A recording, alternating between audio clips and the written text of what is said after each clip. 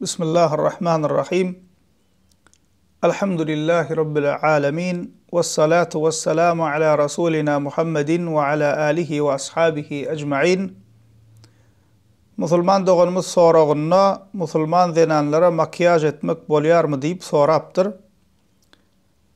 Musulman zenanların makyaj etmeginin ve bezenmeginin käbir şertleri bar. Şol şertlere göre makyaj etmek ve bezenmek bolyar. Emma musulman doğanlar şol şertleri yerine gelmese günah ve haram bolya. Birinci şerti musulman zenanların ne mehrem erkeklerin yanına saçının birce tarını açmağı doğru değildir, haramdır.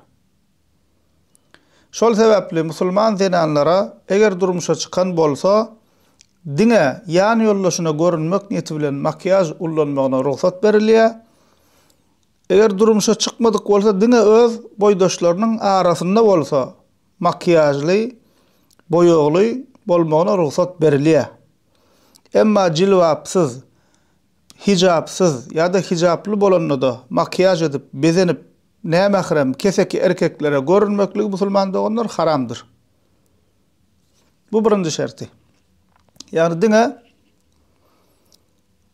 durumuşa çıkan bolsa yani yollaşına görünmek maksadı bolmaly, durumuşa çıkmadık bolsa da öz boydaşlarının arasında makyajlı bolmağına ruhsat berilýär.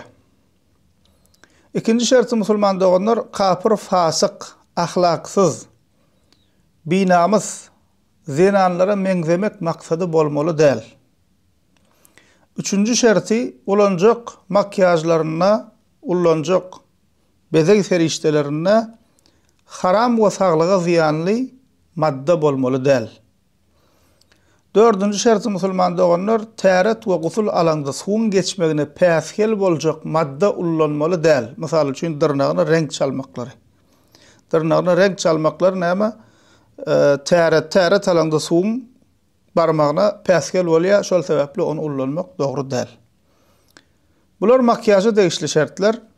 Umuman musulman zenanlaryň bezegini degişli yine bilmeli zatlary dırnak takmak bolmaya, bezek üçün uzun dırnak takya käbir zenanlar dırnak takmak bolmaya, emeli kirpik takmak bolmaya, emeli saç takmak, parik diýerler takmak bolmaya, gaşyny ütmekler bolmaya, ya da nakolka ettirmek bolmaya, iňe bilen nakolka diýerler, şol bolmaya, haramdır. Emma eline aýagyna hynadan nagyş etseler ona ruhsat berilýär.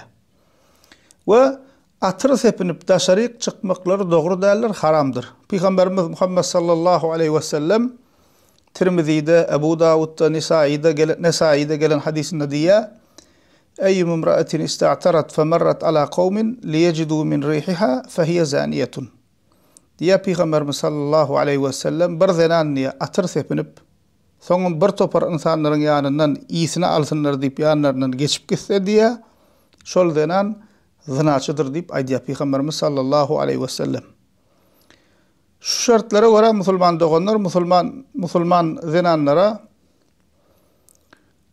zenanlara makyaj etmegine ve bezenmegine ruhsat berilýär. Hususan hem durmuşa çıkan zenanlaryň yan yollaşlar üçin bezenmeklik sowapdyr.